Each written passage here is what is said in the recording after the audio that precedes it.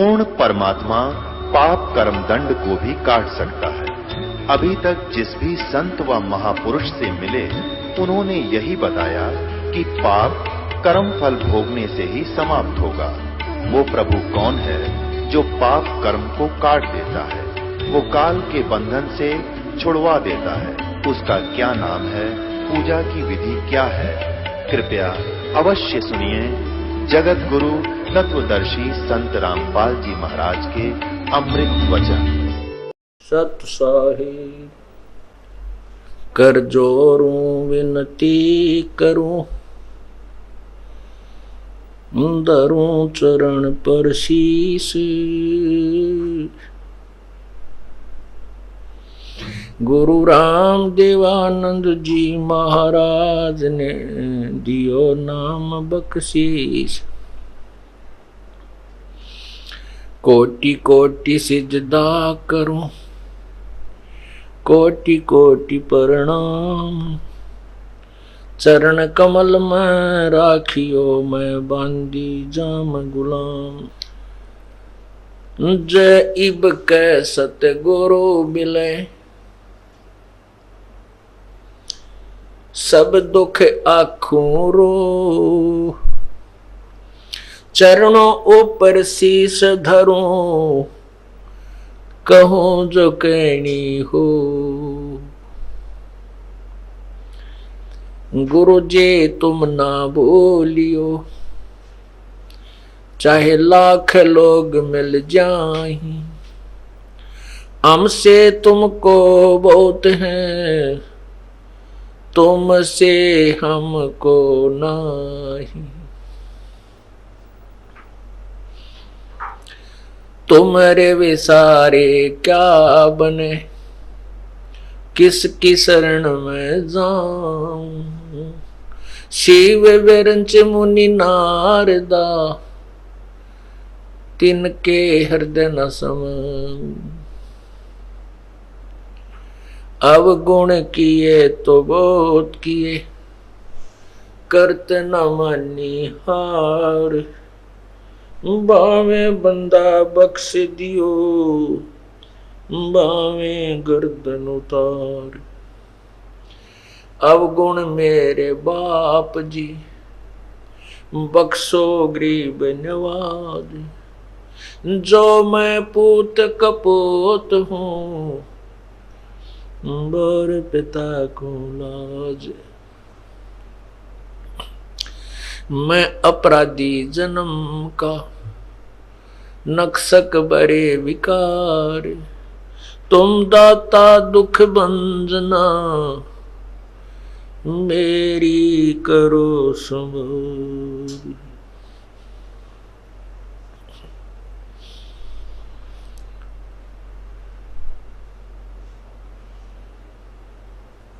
गुरु बड़े गोबिंद से, गुरु बड़े गोबिंद से। मन में देख विचार,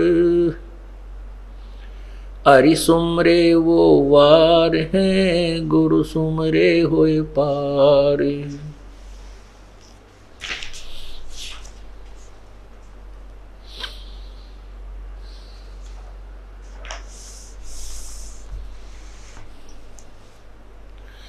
गुरु गोबिंद दोनों खड़े, काके लागू पाए। बलिहारी गुरु आपना, गोबिंद दियो मिलाए। कबीर हरि के रूठता, कबीर हरि के रूठते। गुरु की शरण में जावे, कह कबीर गुरु रूठ गए तो हरि न होत सहाय। गुरु गोबिंद कर जानियो, रहियो शब्द समाए। मिले तो दंडवत बंदगी, नहीं पल पल ध्यान लगावे।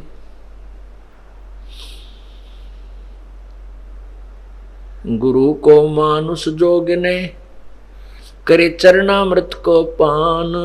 ते नर नरक जावेंगे, हे यज्ञ युगन हो स्वान।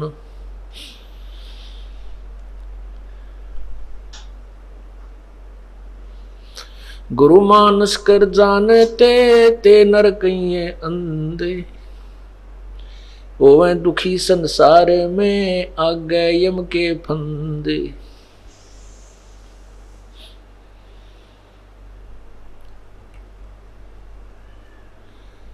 गुरु बिन माला फेरते, गुरु बिन देते दान,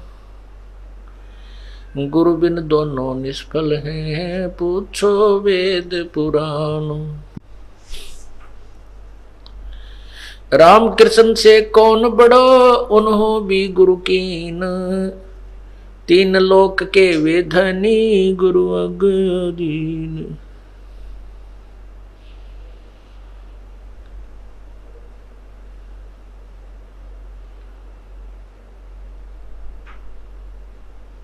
परम पिता परमात्मा, सारी सृष्टि के रचनहार, कुल मालिक, पूर्ण ब्रह्म,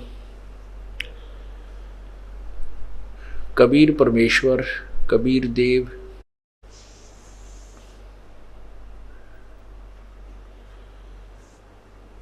हम कालजाल में फंसी हुई अनजान आत्माओं को अपने निज घर की खबर देने के लिए, सतलोक की जानकारी, सतलोक का ज्ञान कराने के लिए वे स्वयं ही प्रकट होते हैं। अपने द्वारा रची हुई सृष्टि की जानकारी, उसका पूर्ण रूप से ज्ञान वो स्वयं ही प्रदान करता है, परमात्मा ही कर सकता है। जैसे गीता जी अध्याय नंबर 10 श्लोक नंबर 2 में कहा है, गीता ज्ञानदाता अर्थात ये ब्रह्म काल कह रहा है कि मेरे जन्म को न ऋषि जन जानते हैं न देवता जानते हैं, क्योंकि ये मेरे से ही उत्पन्न हुए। देवताओं में ब्रह्मा विष्णु महेश भी आ जाते हैं। ये तीनों देवता भी कहलाते हैं, त्रिदेव भी कहलाते हैं। और ऋषि जन कहते हैं न कोई ऋषि जानता है मेरे जन्म के विषय में, और न ही ये देवता जानते हैं, ब्रह्मा विष्णु महेश भी नहीं जानते, क्योंकि ये मेरे से उत्पन्न हुए हैं। इससे सिद्ध हुआ कि इस गीता ज्ञान दाता का जन्म तो होता है, लेकिन उसके पुत्र नहीं बता सकते। जैसे पिता के जन्म के विषय में संतान नहीं बता सकती, दादाजी बता सकते हैं, उसके पिताजी बता सकते हैं। पिता के पिता अर्थात दादाजी बता सकते हैं, क्योंकि पिताजी का जन्म दादाजी से हुआ है। ठीक इसी प्रकार सृष्टि की रचना के विषय में पूर्ण परमात्मा ने ही स्वयं आकर बताया है। उसी से ब्रह्म की उत्पत्ति हुई है। परमात्मा पूर्ण ब्रह्म ने ही इस काल भगवान की शब्द से अंडे में उत्पत्ति की, जन्म इसका हुआ। उसके बाद इसी काल से और दुर्गा के संयोग से तीनों देवता और अन्य देव ऋषि फिर उत्पन्न हुए। जैसा कि आपने पहले सत्संगों में सुना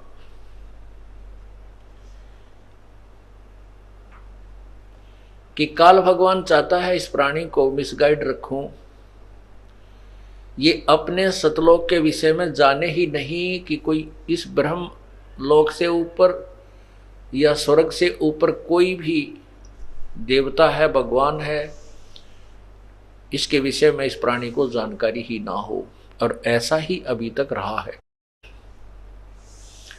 जैसे आपने रामानंद जी से हुई चर्चा में परमात्मा कबीर जी से जो चर्चा हुई थी, रामानंद जी ने कहा था कि 4 वेद और 6 शास्त्र में, रामानंद जी कह रहा है, हमें तो यही सुना है, यही पढ़ा है कि इस स्वर्ग से ऊपर कोई स्थान नहीं है और ब्रह्मा विष्णु महेश से अन्य कोई देवता नहीं है, कोई परमात्मा नहीं है।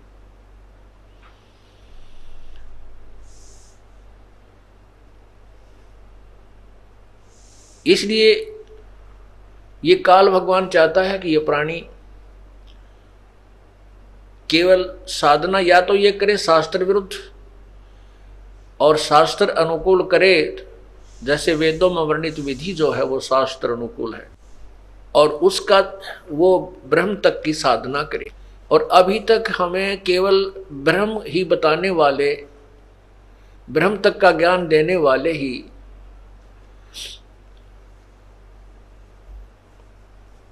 संत ऋषिजन मिले।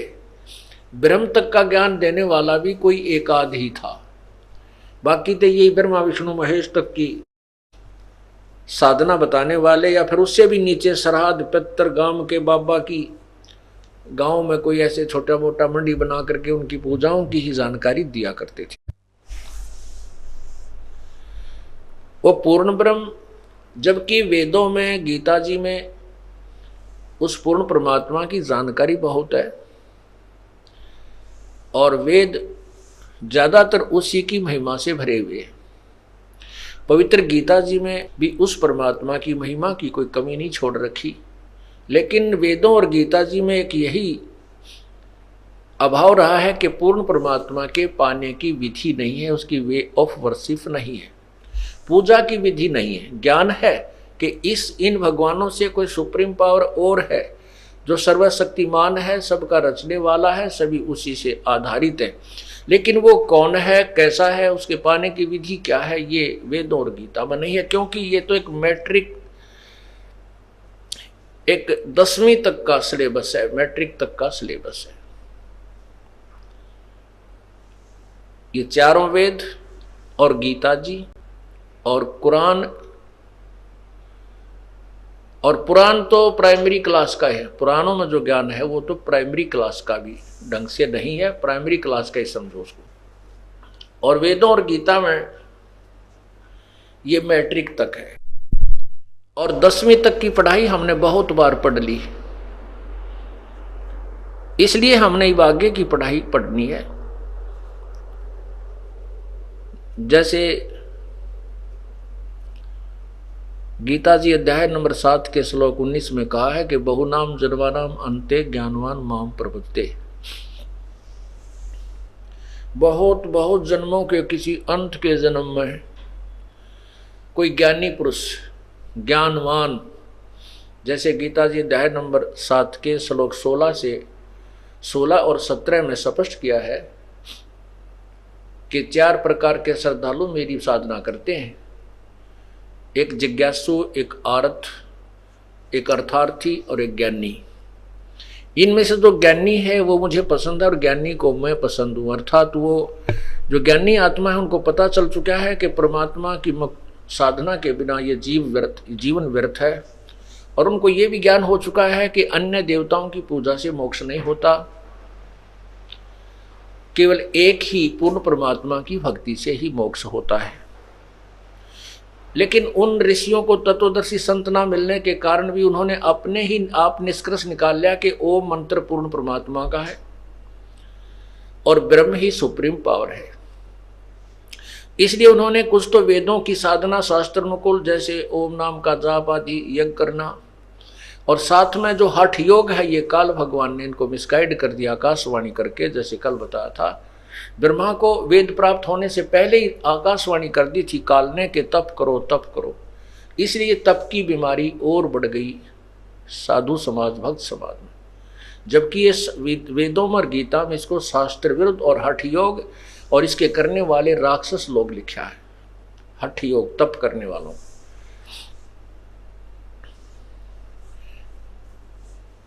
तो ऐसा ये साधना, इन वेदों और गीता में जो ज्ञान है ये केवल ब्रह्म तक का है, इसी के पाने की विधि है। और ये चौथे अध्याय के 5वें श्लोक में गीता ज्ञानदाता कहता, अर्जुन तेरे और मेरे बहुत जन्म हो चुके हैं, तू नहीं जानता मैं जानता हूं। इससे सिद्ध है कि ब्रह्म की साधना करने वाले भी जन्म मृत्यु के अंदर रहेंगे, और ये ब्रह्म भी जन्म और मृत्यु में है, अर्थात ये भी नाशवान है, इसका भी जन्म मृत्यु का रोग कटा नहीं है और न ही इसके साधकों का कट सकता। गीता जी अध्याय नंबर 2 श्लोक 12 में स्पष्ट किया कि अर्जुन, ये सामने जो खड़े योद्धाजन, ये सैनिक, तू और मैं पहले भी थे, आगे भी होंगे। ये मत सोच के हम वर्तमान में ही और पहले और आगे ना होंगे, पहले नहीं थे। अर्थात तेरी और मेरी जन्म मृत्यु होती रहेगी। दूसरे अध्याय के 17वें श्लोक में कहा कि अविनाशी तो उसको जान जिससे सारा सब सर्व ब्रह्मांड व्यापक है, जिसने सारे ब्रह्मांडों की रचना की और जो सबका संचालक है, उसके मारने में कोई भी समर्थ नहीं है। इसलिए गीता जी अध्याय नंबर 18 के श्लोक 62 में कहा कि हे अर्जुन, सर्वभाव से, अनन्य मन से, अव्यभिचारिणी भक्ति से उस परमेश्वर की शरण में जा जिसकी कृपा से तू परम शांति और शाश्वत स्थान को प्राप्त होगा। उसके बारे में कहता है किस तत्वदर्शी संत की तलाश कर, वो बताएंगे, मैं उसके पाने की विधि से अपरिचित हूं।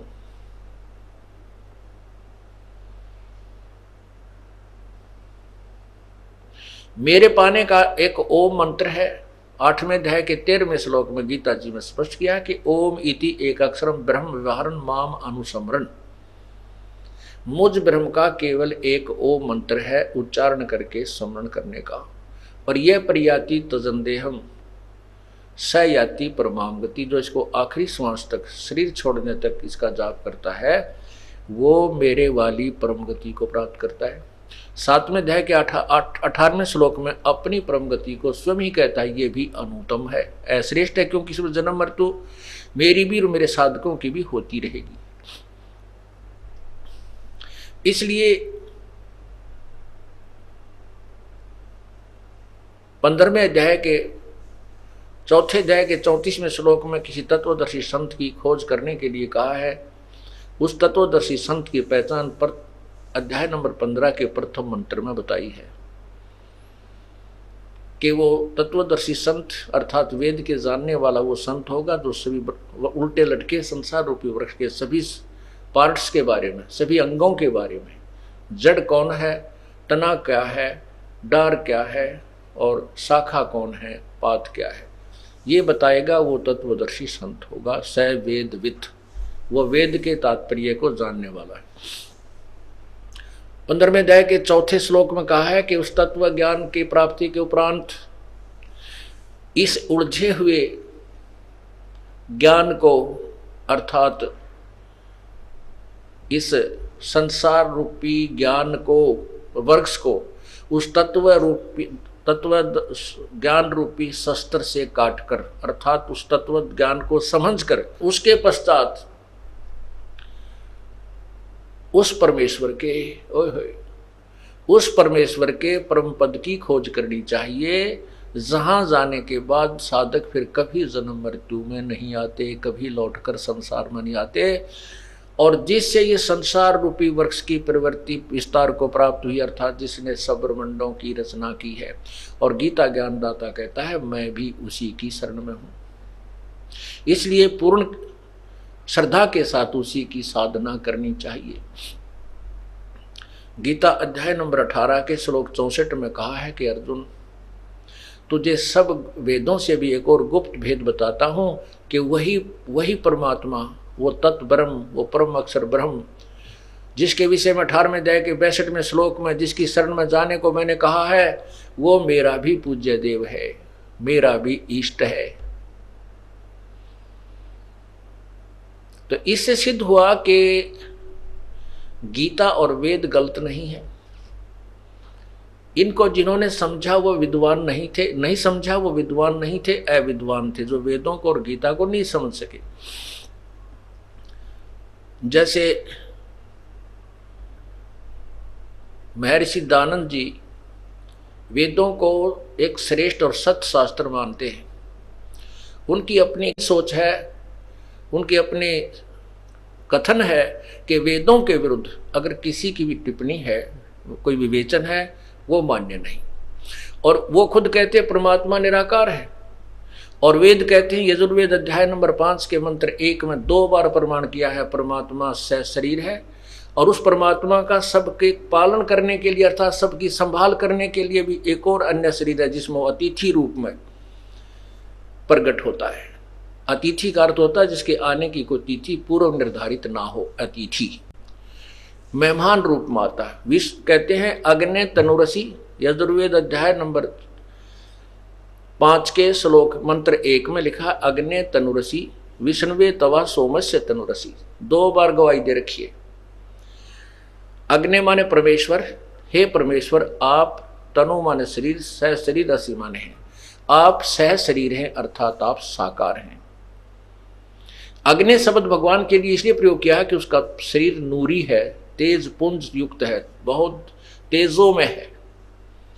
फिर विष्णुवे तवा सोमस्य तनुरसी, तवा माने उस, विष्णुवे माने सबके पालन करने के लिए, तवा माने उस, सोमस्य माने अमर पुरुष का, तनु माने शरीर, असी माने है सबके पालन करने के लिए अर्थात सबकी संभाल करने के लिए भी वो परमात्मा अन्य शरीर धारण करता है और वो फिर यहाँ अतिथि रूप में आता है और सबको सत्ज्ञान रूपी भक्ति से समृद्ध करता है। और वही अतिथि रूप में आया भगवान पूजा करने योग्य है। ये यजुर्वेद के अध्याय नंबर 5 के मंत्र नंबर 1 में कति स्पष्ट किया है। ये देखिए, तो इससे सिद्ध होता है कि महर्षि दयानंद जो है विद्वान नहीं थे, ये केवल एक भाषा को जानते थे, वो भी संस्कृत।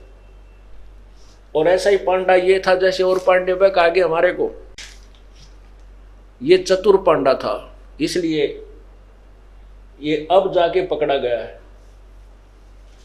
अभी तक ये पकड़ में नहीं आया था, अब पकड़ा गया। ये सबसे अविद्वान था, इसको तो एबीसी का भी ज्ञान नहीं था, ना समाज के बारे में ना कोई व्यवहारिक ज्ञान था। अब देखिएगा यजुर्वेद, और ये महर्षि दानव सरस्वती द्वारा इसका अनुवाद है। इसमें ज्ञान का अड़ंगा कर रखा है इसने, अपनी उस अधूरी सोच को ऊपर रखने के लिए कि परमात्मा निराकार है, इस यथार्थ अनुवाद नहीं किया। ये देखिएगा कहाँ से प्रकाशित है। प्रकाशक है सार्वदेशिक आर्य प्रतिनिधि सभा 2/5 महर्षि दान भवन, रामलीला मैदान, नई दिल्ली। इसमें देखिएगा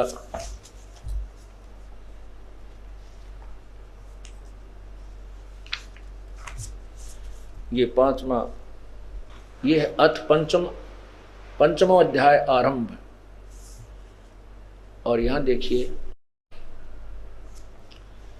ये प्रथम मंत्र है अग्ने तनुरसी, अग्ने तनुरसी विष्णुवे तवा सोमस्य तनुरसी।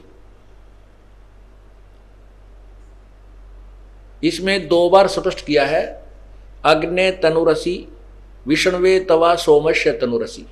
आगे क्या लिखा है, यह है अग्ने तनुरसी विष्णुवे तवा सोमस्य तनुरसी विष्णुवे तवा अतिथे अतिथ्यम असि विष्णुवे तवा सेनाए तवा सोम भरते विष्णुवे तवा अग्नेय तवा राय पोस्ते विष्णुवे तवा। इसके विषय में है कि ये तो परमात्मा सह शरीर है और परमात्मा सह शरीर है और विष्णुवे उस सर्व, तवा माने उस सोमस्य माने अमर पुरुष का, विष्णुवे माने सबकी संभाल करने के लिए, पालन पोषण करने के लिए भी, तनुरसी माने शरीर है। विष्णुवे तवा अतिथे, उस पालन पोषण करने के लिए वो परमात्मा स्वयं जब अतिथि रूप में आता है तो अतिथमसी, वह पूजा के योग्य है, उसी की पूजा करनी चाहिए।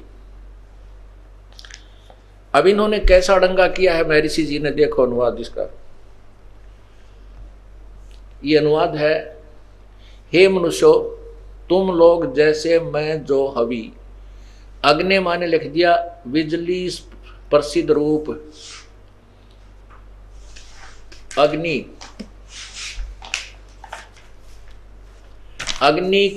अग्नि के शरीर के समान असी माने है। अब देखो तनु माने शरीर स्वयं स्वीकार कर रहे हैं स्वामी जी, असी माने है, ठीक हो गया। अब रह गया अग्नि, अग्नि माने ये लिखते हैं बिजली प्रसिद्ध रूप, जबकि अग्नि माने परमेश्वर होता है। इन्हीं के कर कमलों द्वारा ऋग्वेद मंडल नंबर 1 इन्होंने जब प्रारंभ किया इसका अनुवाद करना, क्योंकि ऋग्वेद का केवल आधे ऋग्वेद का ये इन्होंने अनुवाद किया, उसके बाद इनकी मृत्यु हो गई। इसमें ये देखिएगा ऋग्वेद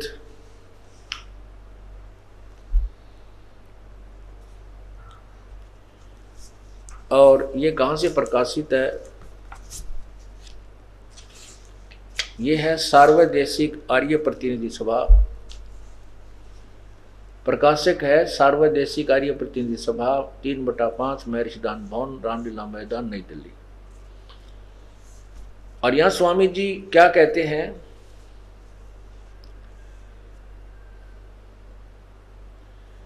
इसमें अग्नि शब्द से प्रारंभ होता है ऋग्वेद, अग्नि। और ये स्वयं कहते हैं कि अग्नि के 2 शब्द हैं। यहां अग्नि शब्द के 2 अर्थ करने में प्रमाण है। ये है कि इंद्र मित्रम इस ऋग्वेद के मंत्र से जाना जाता है कि एक सद ब्रह्म के इंद्र आदि अनेक नाम हैं, तथा इस यजुर्वेद के मंत्र से भी अग्नि आदि नामों से सच्चिदानंद लक्षणों से ब्रह्म को जानना चाहिए। अग्नि माने, अग्नि का अर्थ ये ब्रह्म यानी भगवान ही जानना चाहिए, भगवान मानते हैं सुप्रीम पावर इत्यादि। सतपथ ब्राह्मणों के प्रमाणों से भी अग्नि शब्द ब्रह्म और आत्मा इन 2 अर्थों का वाची है।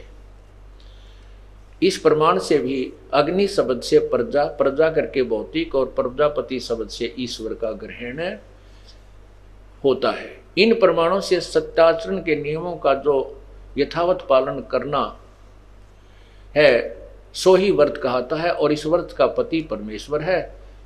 इसलिए इस ऋग्वेद के प्रमाण से ज्ञान वाले अर्थात तथा सर्वज्ञ प्रकाश करने वाले विशेषण से अग्नि शब्द करके ईश्वर का ग्रहण होता है। अग्नि माने अग्नि या अग्नि का अर्थ स्पष्ट करते हैं कि इसका अर्थ समझो परमात्मा है। और इन्होंने स्वयं ही इसी में ऋग्वेद में के प्रथम मंत्र के प्रथम मंडल के प्रथम ही अनुवाक में, प्रथम ही मंत्र में अनुवाक में 7-8 मंत्र हैं। इनमें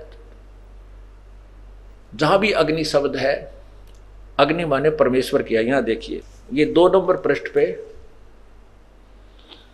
ऋग्वेद मंडल नंबर 1 सूक्त नंबर 1 का मंत्र नंबर ये 2 चल रहा है। इस कारण से अग्नि शब्द से ईश्वर, अग्नि शब्द से ईश्वर शब्द होता है। आगे देखो ये 2 नंबर मंत्र में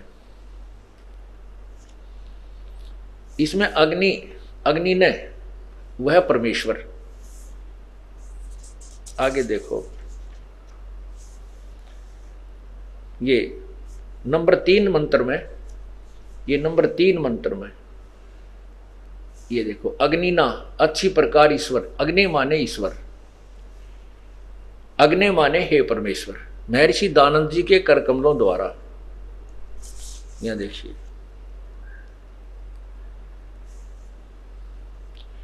अब ये श्लोक नंबर 7 में, ये देखिए श्लोक नंबर 7 में अग्नि माने हे सब के उपासना करने योग्य परमेश्वर।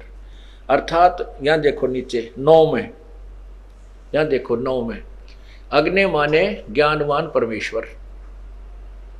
और भी ना जाने कितने स्थानों पर इन्होंने अग्नि माने परमेश्वर किया है। स्वामी दानंद जी ने अपने कर कमलों से यह अनुवाद है ऋग्वेद मंडल नंबर 1 पर और अनुवाद नंबर 1 के श्लोकों का, मंत्रों का। अब आपको दिखाते हैं इन्हीं स्वामी दानंद जी के मार्गदर्शन के अनुसार एक आर्य समाजी ने श्याम वेद का अनुवाद किया है।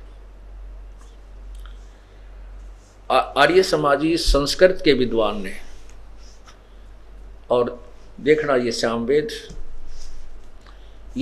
वेद और यजुर्वेद इकट्ठा ही जल्द किया हुआ है। यजुर्वेद महर्षि दानंद के द्वारा ही अनुवादित है और श्याम वेद इसके अनुवादक हैं ये वेद भिक्षुक। ये देखो ये प्रधान कार्यालय है इसका, दान संस्थान वेद मंदिर महात्मा वेद भिक्षु सेवा आश्रम मुखमेलपुर दिल्ली। और नीचे देखिएगा दान संस्थान नई दिल्ली से प्रकाशित है और इसके प्रकाशक हैं पंडिता राकेश रानी, अध्यक्ष दान संस्थान आर्य समाज मार्ग, करोल बाग, नई दिल्ली। अब इसमें आप देखिएगा श्याम वेद, यहां से श्याम वेद प्रारंभ होता है। ये देखो, ये साम वेद प्रारंभ होता है, साम वेद भाषा भाष्यम। इसके प्रथम ही अध्याय में और प्रथम ही जितने भी श्लोक आते हैं, अग्नि माने हे ईश्वर, अग्नि माने हे परमेश्वर, अग्नि माने हे ईश्वर को, अग्नि माने परमेश्वर, अग्नि माने हे ईश्वर, अग्नि माने हे ईश्वर, अग्नि माने हे ईश्वर, अग्नि माने हे ईश्वर, अग्नि माने हे परमेश्वर, अग्नि माने हे परमेश्वर, अग्नि माने हे परमेश्वर, यानी अग्नि माने हे परमेश्वर। और भी 50 सैकड़ों स्थानों पर अग्नि माने परमेश्वर। दास ने अपनी तरफ से कुछ नहीं मिलाया, इन्हीं महापुरुषों के द्वारा की हुई अनुवाद को और तुलना कर दी। यदि इस यजुर्वेद के मंत्र नंबर 5 के श्लोक अध्याय नंबर 5 के मंत्र 1 में अग्नि माने परमेश्वर लिख दें और बाकी स्वामी जी स्वीकार कर ही रहे हैं, तनु माने शरीर, सी माने परमेश्वर से शरीर हो गया, और ये सत्य है। और इस मंत्र का अनुवाद भी यही बनता है जो दास बता रहा है। महर्षि दानंद जी ने यहाँ क्यों घुमा दिया? क्योंकि इनकी थ्योरी थी परमात्मा निराकार है। ये वेदों के विद्वान नहीं थे। अगर विद्वान होते तो ऐसी सत्यार प्रकाश में ये गलत टिप्पणी नहीं देते। देखिएगा सत्यार प्रकाश उन्हीं के करकमलों द्वारा सप्तम समोल्लास में, ये देखिएगा सत्यार प्रकाश, ये है महर्षि दयानंद सरस्वती। ये देखो हठ योग कर रहे हैं स्वामी जी, हठ योग। और ये किसी भी वेद या गीता में प्रमाण नहीं है कि ऐसा हठ योग करे, नहीं। नाम उठत नाम बैठत नाम सोत जागवे, नाम खाते नाम पीते नाम से लागवे। यजुर्वेद अध्याय नंबर 40 के मंत्र नंबर 15 में लिखा है कि ओम कर्तु समर कलवे समर और कर्तुम समर, अर्थात ओम नाम का जाप काम करते करते समन करो। ये देखो, ये है यजुर्वेद, ये वही यजुर्वेद है और इसके अध्याय नंबर 40 का ये 44वां अध्याय, 40वां अध्याय है। इसमें देखो ये मंत्र नंबर 15, मंत्र नंबर 15 में संस्कृत देखिएगा। ओम कर्तो समर किलवे समर, किलवे समर और कर्तुम समर। ओम नाम का जाप, कर्तो माने काम करते करते सुमन करो, किलवे माने विशेष कसक के साथ सुमन करो, कर्तुम अपना परम कर्तव्य जान करके प्रभु की भक्ति, यानी मनुष्य जीवन का मुख्य उद्देश्य भगवान की भक्ति करना है, ये सोच कर करो। और यहाँ स्वामी जी क्या करते हैं, इसका अनुवाद क्या लिखा है? कर्म करने वाले जीव तू शरीर छूटते समय ओम इस नामवाचक ईश्वर को स्मरण कर। अपुण्यात्मा इससे सेंटेंस से सिद्ध होता है कि स्वामी जी ओम नाम जाप करने का भी सलाह नहीं देते थे, क्योंकि इसका अनुवाद भी ये ठीक नहीं कर पा रहे। ये कह रहे हैं कि जिस भगवान का ओम नाम है उस भगवान का स्मरण करो, ना कि ओम नाम का। इसमें सपट लिया के ओम कर्तु समर किलबे समर कर्तुम समर। ओम नाम का जाप काम करते करते स्मरण करो, विशेष कसक के साथ स्मरण करो और अपना परम कर्तव्य जानकर भगवान का ओम नाम का स्मरण करो। और ये कहते हैं जिस भगवान का ओम नाम है उसका स्मरण करो, ना कि ओम का नाम नहीं लिखा को ओम स्मरण करो। ये देखो, करने वाले हे कर्म करने वाले जीव शरीर छूटते समय उस ओम इस नामवाचक वाच्य ईश्वर को। ओम नाम वाच्य, जिसका ओम नाम है उस ईश्वर को। ओम नाम है ब्रह्म का, कहते ब्रह्म का सिमरन कर, नोट ओम का। इनके अनुवाद से स्पष्ट होता है। यहां देखिए, श्रवण कर किलवे अपने सामर्थ्य के लिए पर महात्मा और अपने स्वरूप का समर्पण समरण कर तुम अपने किए समर किए का समरण कर। इस तरह अब ये इसमें स्पष्ट है, हठ योग नहीं करना है। और गीता जी के 16वें 17वें अध्याय में तो स्पष्ट किया है कि जो हठ योग करते हैं वो पिछले जन्म में भी हठी लोग थे, उनका किसी कारणवश मनुष्य जीवन भी मिल जाता है तो उसी स्वभाव से प्रभावित रहते हैं और वो अपने अपने जीवन का विनाश करते हैं और जन संसार के विनाश करने के लिए उत्पन्न होते हैं। जनता का भी विनाश करने के लिए वो लोग उत्पन्न हुआ करते हैं। अब देखिएगा ये सत्यार्थ प्रकाश,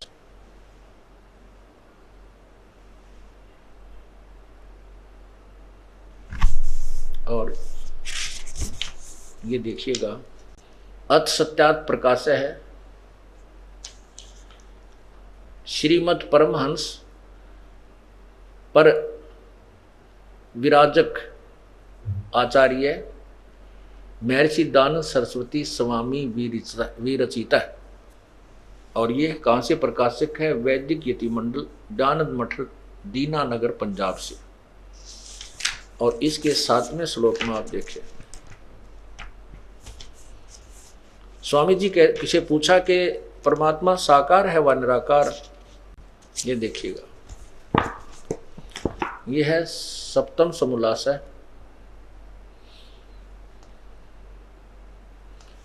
और यहाँ प्रश्न नंबर 154। और यहाँ देखिएगा, प्रश्न किया किसी ने कि प्रश्न ईश्वर साकार है व निराकार? उत्तर स्वामी जी का कि निराकार। और अपनी थ्योरी को यहाँ आप ही फेल कर रहे हैं। प्रश्न किसी ने प्रश्न किया परमेश्वर की स्तुति प्रार्थना उपासना करना चाहिए व नहीं? उत्तर महर्षि जी का करनी चाहिए। प्रश्न क्या स्तुति आदि करने से ईश्वर अपना नियम छोड़ स्तुति प्रार्थना करने वाले का पाप छुड़वा देगा? उत्तर स्वामी जी का नहीं। प्रश्न तो फिर स्तुति प्रार्थना क्यों करना? प्रश्नकर्ता कहता है कि जब भगवान पाप ही नहीं छुड़ा सकता तो फिर उसकी साधना की आवश्यकता भी क्या है? पुण्यात्मा, सीधी सी बात है, भगवान की स्तुति साधना इसलिए की जाती है कि हमारे जो कष्ट आवे वो दूर हों। और कष्ट आते हैं पाप कर्मों से, सुख होता पुण्यों से, दुख होता पापों से, पूर्व जन्म के किए हुओं का वर्तमान में मिल रहा होता है। और हम इसलिए परमात्मा की चरणों में जाते हैं कि हमारे ऊपर आने वाली आपदा जो कर्म के भी है वो भी ना आए, ताकि हमारे पाप कर्मों का विनाश हो।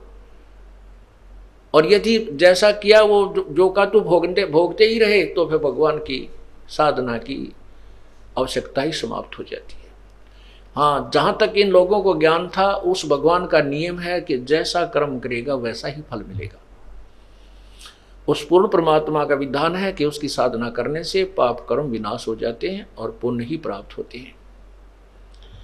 तो यहाँ ये कहते हैं कि नहीं, पाप नहीं कटेंगे। तो प्रश्नकर्ता कहता है फिर स्तुति प्रार्थना करने की फायदा क्या? तो फिर स्तुति प्रार्थना क्यों करना? उत्तर स्वामी जी कहते हैं उनके करने का फल अन्य ही है। क्या? प्रश्नकर्ता कहता है क्या है?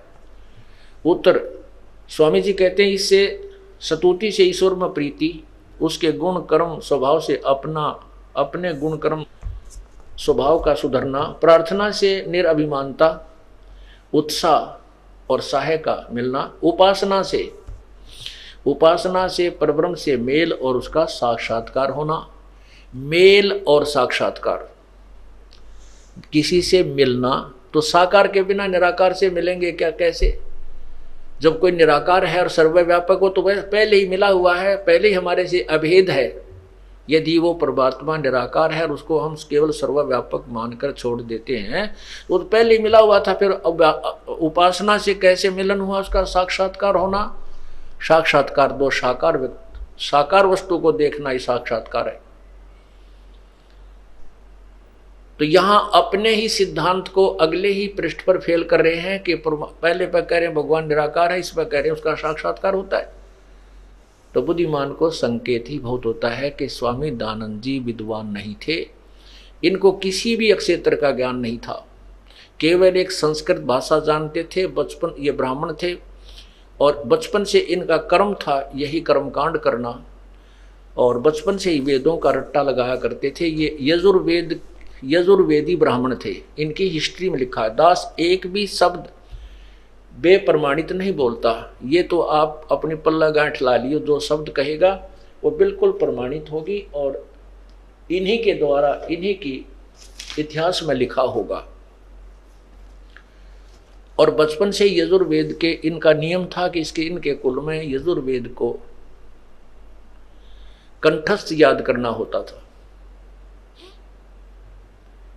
और ये बचपन से ही पढ़ा करता था। 23 साल की उम्र में ये घर छोड़कर चला गया था। फिर 12-13 अज्ञानी संतों के पास गया, उन्होंने जो भी उसको ज्ञान दिया उसको ग्रहण करके इसने सत्यार प्रकाश में वो अज्ञान ठोक दिया। इसमें कहीं सिर नहीं, कहीं पैर नहीं, एक पृष्ठ पे कुछ लिखा है, दूसरे पे उसका खंडन है, तीसरे पे कुछ और लिख रहा है, 5वें पे कुछ और लिख रखा है। और फिर समाज के बारे में इनकी टिप्पणी पढ़ ले तो आग लग जाए पूरे समाज में, ऐसे विचार हैं क्या नाम है सत्यार प्रकाश में। तो कहने का भाव ये है कि परमात्मा अपने द्वारा रची हुई सृष्टि को और अपने विषय में स्वयं ही बताने आता है, ये भी वेदों में ही प्रमाण है। वेदों में ही लिखा है कि वो परमात्मा अपने द्वारा रची हुई सृष्टि को खुद ही स्वयं ही भिन्न भिन्न प्रकार से वर्णन करके बताता है। अथर्ववेद कांड नंबर 4 के अनुवाक नंबर 1 के मंत्र नंबर 6 में स्पष्ट है कि वो परमात्मा अपने द्वारा वही सब ब्रह्मांडों की रचना करता है, उसी से ब्रह्म की उत्पत्ति हुई है, और वही अपने द्वारा रची हुई सृष्टि को भिन्न भिन्न पूरा निर्णायक विस्तार से बताता है। अब सिद्ध हुआ कि परमात्मा सशरीर है, और ये भी सिद्ध हुआ कि स्वामी दयानंद जी जो है वो केवल एक संस्कृत भाषा जानते थे, उनको कोई भी आध्यात्मिक ज्ञान नहीं था, वो तो बिल्कुल अज्ञानी व्यक्ति थे, और उनको एक विद्वान मान करके ना जाने कितना भोला समाज उनके अनुयायी बन गया था। अब तो धीरे धीरे इंसान समझता जा रहा है। जो अपना अब सत्संग विषय चल रहा है कि काल भगवान ने अपने नकली दूत ये कलयुग ऋषि महर्षि बना करके भेज दिए, जनता को अपनी लतीफेदार कहानी सुना सुना कर शास्त्र विरुद्ध ज्ञान इनके अंदर भर दिया, ठोक दिया, और ये बेचारे लदे फिरे हैं उस अज्ञान से। और अब ये ज्ञान आ रहा है, तत्व ज्ञान सामने प्रकट हो रहा है, उन लोगों के पेट में दर्द हो रहा है जिनकी दुकानें बंद होने जा रही हैं, जो इन सत्यार्थ प्रकाश और वेदों को बेच के और गीता आदि पुराणों को बेच के अपनी रोजी रोटी खा रहे थे, बना रहे थे। केवल उन चंद लोगों को ये समस्या उत्पन्न हो गई है, और वही जनता को गुमराह करने में लगे हुए हैं। इस दास के बारे में अनाप शनाप बकते फिरते हैं, वो गुंडा है, बदमाश है, ऐसे करता है, क्योंकि वो सच्चाई तो उनकी फेल होगी। अब झूठ का सहारा ले रहे हैं, कितने दिन लेंगे, कितने दिन चलेगी, अब नहीं चल सकती। ये तो बहुत पुराने समय की कहानी थी। अब उन जो स्वार्थियों ने जो झूठ कपट समाचार पत्रों में, इलेक्ट्रॉनिक मीडिया में कैसी बकवास गढ़ी, और उसमें एक भी सिद्ध करके दिखा दो, एक भी जो समाचार पत्रों में या मीडिया ने जो बकवास करी है, एक सिद्ध करके दिखा दो, हम ये संताइए छोड़ देंगे। तो कहने का भाव यह है कि सत्य को कोई दबा नहीं सकता। लाल के ऊपर कीचड़ डाल देने से उसकी कीमत कम नहीं हो सकती। समझदार पारखी उसको धोकर साफ करके जेब में डाल लेता है, तिजोरी में रख देता है, क्योंकि वो उसकी कीमत से परिचित होता है। अब गीता और वेदों में परमात्मा की महिमा सची थी तो लिखी है उस पूर्ण ब्रह्म की, लेकिन उसके पाने के विषय में वेद कहते हैं कि हम नहीं जानते। नेति नेति नेति, वेद लास्ट में लिख देते हैं कि नेति नेति नेति न इति, इतना ही नहीं है, यही समाप्त नहीं होता। ये समाप्त नहीं है, जो मैंने ज्ञान दिया है ये उस परमात्मा की महिमा इतनी ही नहीं है। वो कहाँ है फिर? वो तत्वदर्शी संत और सवसम वेद में तत्वदर्शी संत बताएगा और सवसम वेद में लिखा हुआ है।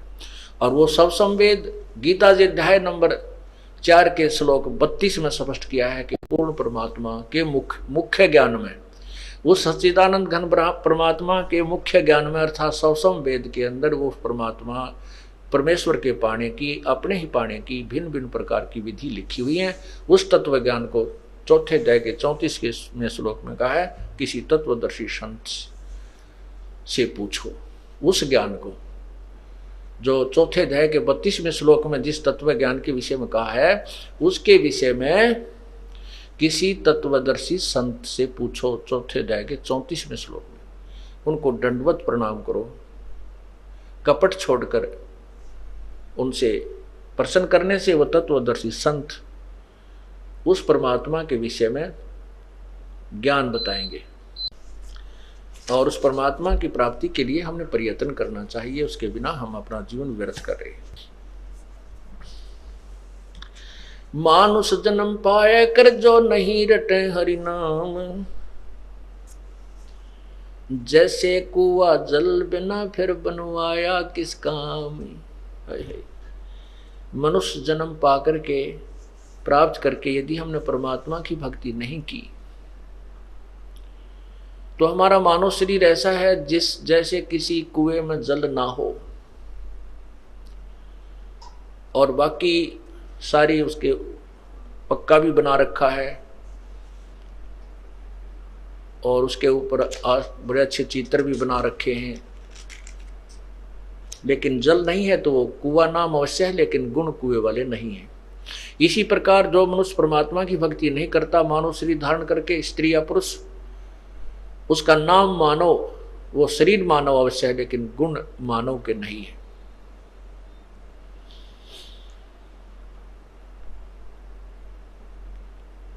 ग्रीव अरब खरब लग दर्व है,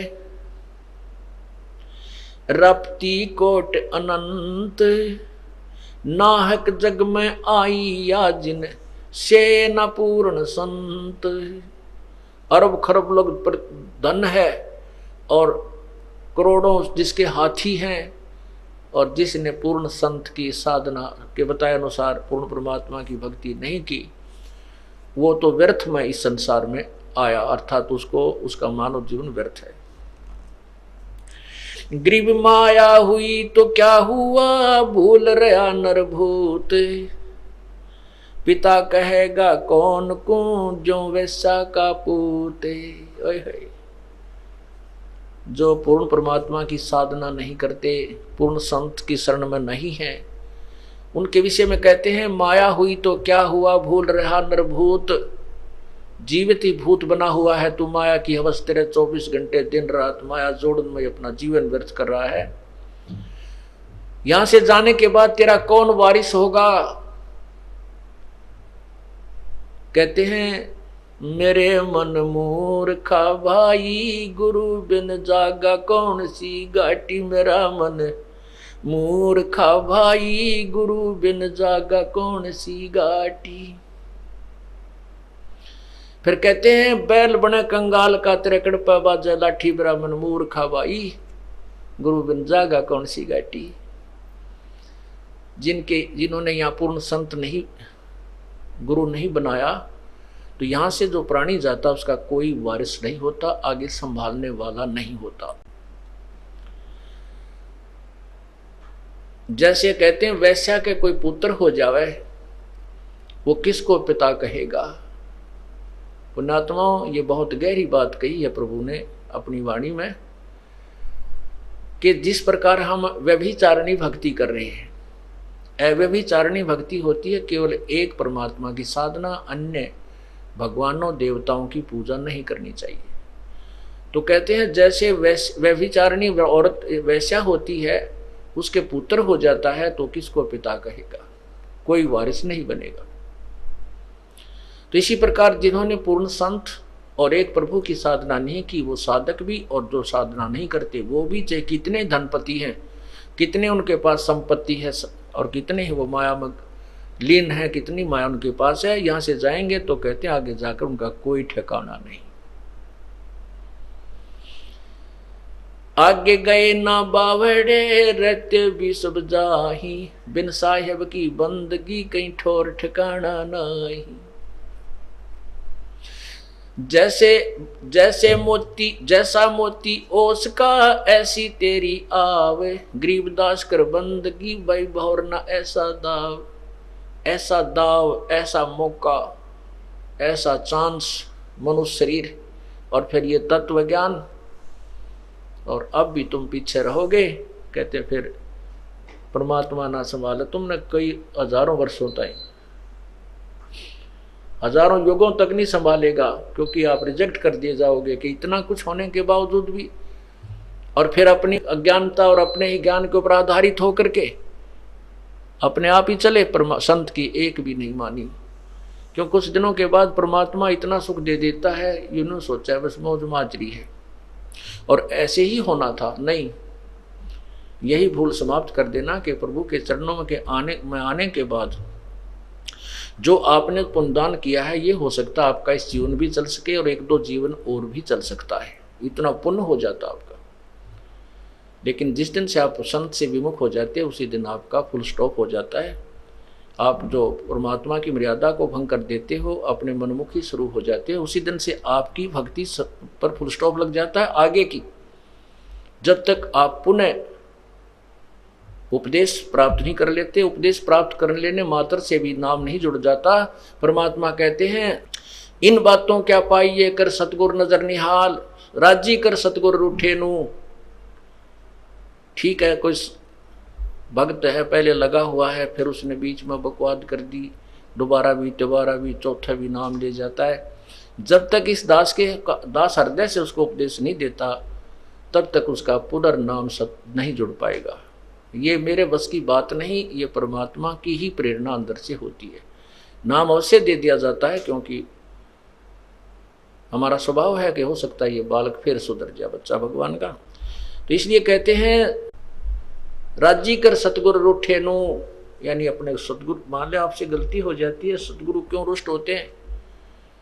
क्योंकि आप विद्यार्थी, वो विद्यार्थी से टीचर रुष्ट होता है जो कोई भी मर्यादा नहीं निभाता, बार बार समझाने के बाद भी शरारत करने से बाज नहीं आता, तो वो उससे रुष्ट होता है। ऐसे ही परमात्मा का मार्ग है, आप विद्यार्थी हैं, ये दास आध्यात्मिक टीचर है।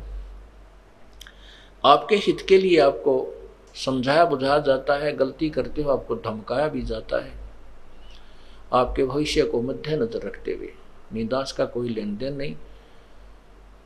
अब जो बच्चे परमात्मा से विमुख हो गए, नाम ले रखा था, गलतियों पर गलतियां की, हमने उनको धमका दिया, उनका नाम काट दिया गया यहाँ से, इस विद्यालय से, तो वो बाहर चले जाते हैं अपने दूसरे क्षेत्र में या दूसरे संत के पास, या जैसी पूजाएं उसको पहले करते थे वो करने लग जाते हैं। और वो कहते हैं हमारे ताज भी ठाठ हो रहे हैं, हमने तो उनको छोड़ दिया, उस नाम को भी, संस्था को भी छोड़ दिया, और कहते हैं अब हमें कोई हानि नहीं हो रही है। पुण्यात्माओं, आप जब तक आपका नाम जुड़ा है, आप कोई गलती करते हो, परमात्मा आपको झटका देता है एक आधा हल्का सा, ताकि तुम सुधर जाओ, सावधान हो जाओ, आगे गलती ना करो। और जब यहाँ से विमुख हो जाते हो, आपका नाम कट जाता है, आप से सत्संग में भी आते रहोगे, परमात्मा आपको स्वीकार नहीं करता है, तो फिर आपके ऊपर झटके नहीं आएंगे, आपको केवल वो काल पुण्य देगा जो आपका दे रखा है। जैसे विद्यार्थी, जो बच्चा स्कूल में आता है, गलती करता, टीचर उसको पीटता भी है, एक आधा थप्पड़ भी मार दे, खुड़कावत धमकाता भी है, और जब वो बच्चा स्कूल छोड़कर चला जाता है, फिर चाहे वो गधे पर बैठ कर बारी लेता रहे, कहीं घूमता रहो, कहीं खेलो, वो टीचर उसको कुछ नहीं कहेगा, उसके साथ से निकल जाएगा। वो कितनी शरारत कर रहा हो, वो नहीं, टीचर नहीं बोलेगा उससे, क्योंकि अब उसका विद्यार्थी नहीं रहा। इसी प्रकार जो अनजान व्यक्ति यहाँ से चले गए, उनको पूर्व जन्म की जो यहाँ रहते हुए और इस जन्म में भी जो पुण्य किए भक्ति की, वो काल उनको अवश्य देगा और उसके कारण वो ठाठ करते नजर आएंगे और हो सकता है इस जीवन में कोई हानि भी ना हो, क्योंकि उनको पीटेगा नहीं कि अध्यापक, क्योंकि वो अब विद्यार्थी नहीं रहे और अपना जीवन बर्बाद कर रहे हैं। फिर मजदूर लगेंगे जो विद्यार्थी विद्यालय छोड़कर चले जाते हैं टीचर के धमकाने खुरकाने से, तो वो सफल नहीं हुआ करते। तो इसी प्रकार हमने उस परमात्मा की भक्ति करनी है। तो क्या कहते हैं,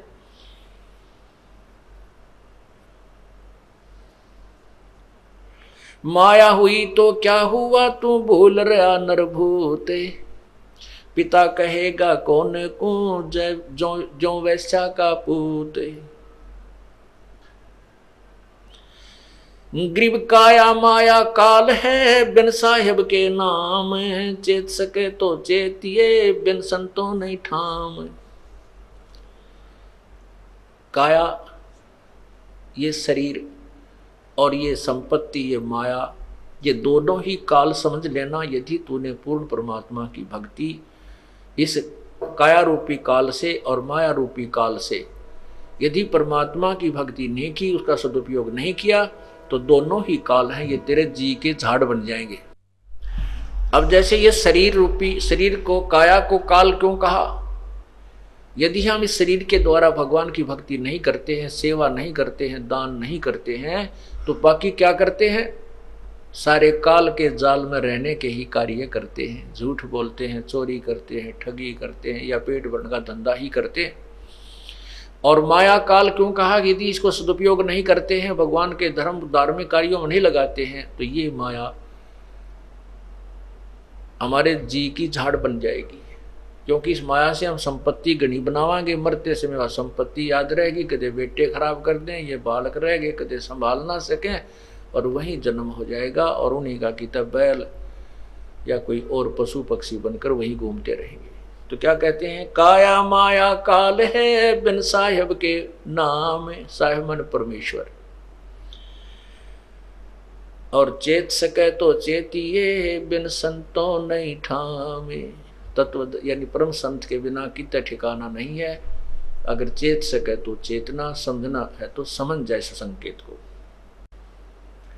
योनि संकट बेटे हूं, जय बिसरे ना मोहे, और जिन संसारी चित धरी, नहीं छुड़ाऊं तो। अब परमात्मा कहते हैं कि तेरे इस जन्म मरण के झंझट को मिटा दूंगा यदि तू मुझे नहीं भूलेगा। मुझे भूलने का तात्पर्य है मेरे द्वारा दिए गए इस ज्ञान पर दृढ़ रहेगा और ये भक्ति करता रहेगा, तो फिर मैं तुझे काल के जाल से छुड़वा लूंगा। और जिन संसारी चित धरी, जिन्होंने वही संसारिक अपने ही विचारों पर आधारित रहे, कहते फिर नहीं छुड़ाऊंगा, फिर नहीं छुड़ाऊं तो है। ग्रीब योनि संकट मेट हूं, जय बिसरे नहीं मोहे, जिन संसारी चित धरी, नहीं छुड़ाऊं तो। लख 84 बंद से सतगुरु लेत छुड़ाए, और अंतर में नाम होए तो जुनी बहोर न जाए। इस लख 84 बंद, 84 लाख योनियों में जो कर्मों के बंधन से हम बंधे हुए हैं, भोग रहे हैं, इस लख 84 बंद से सतगुरु लेत छुड़ाए। इस कैद खाने से वो बंदी छुड़वा लेता है। और उसके लिए क्या बताया है कि जिनके हृदय में सच्ची लगन से भगवान की भक्ति चल रही है, फिर वो 84 लाख योनियों में नहीं आएंगे।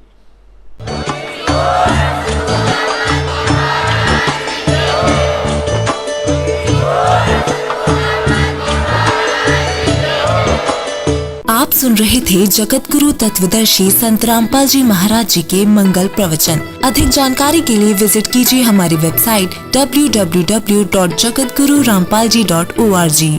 संत रामपाल जी महाराज जी के शुभ आशीर्वाद से पूरे विश्व भर में 500 से भी ज्यादा नाम दीक्षा केंद्र हैं, जिन पर संत रामपाल जी महाराज जी द्वारा ऑनलाइन निशुल्क नाम दीक्षा दी जा रही है। अपने नजदीकी नाम दीक्षा केंद्र का पता करने के लिए संपर्क करें 8222880541।